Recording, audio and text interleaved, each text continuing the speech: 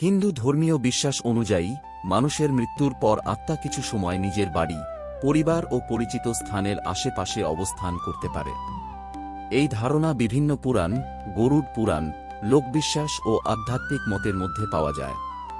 তবে এটি ধর্মীয় ও আধ্যাত্মিক বিশ্বাসের বিষয়, এর বৈজ্ঞানিক প্রমাণ নেই। হিন্দু শাস্ত্র মতে মৃত্যুর পর আত্মা সঙ্গে সঙ্গে নতুন গন্তব্যে যায় না। বলা হয়, জীবনের প্রতি মায়া, অসমাপ্ত ইচ্ছা, পরিবার পরিজনের প্রতি টান বা কর্মফলের কারণে আত্মা কিছুদিন নিজের বাড়ির আশেপাশে ঘোরাফেরা করতে পারে।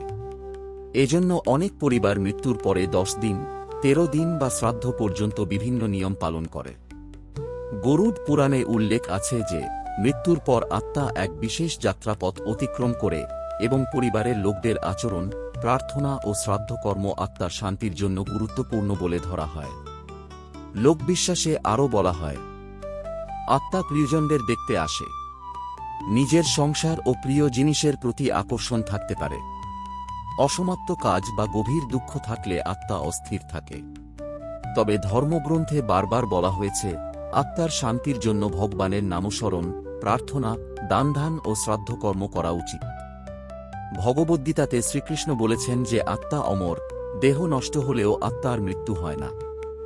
গীতার একটি বিখ্যাত শ্লোকের ভাবার্থ, মানুষ যেমন পুরনো বস্ত্র ত্যাগ করে নতুন বস্ত্র ধারণ করে, তেমনি আত্মা পুরনো দেহ ত্যাগ করে নতুন দেহ গ্রহণ করে। তাই আত্মা বাড়িতে আসে, এটি মূলত ধর্মীয় বিশ্বাস, পারিবারিক অনুভূতি ও আধ্যাত্মিক ব্যাখ্যার সঙ্গে জড়িত একটি ধারণা।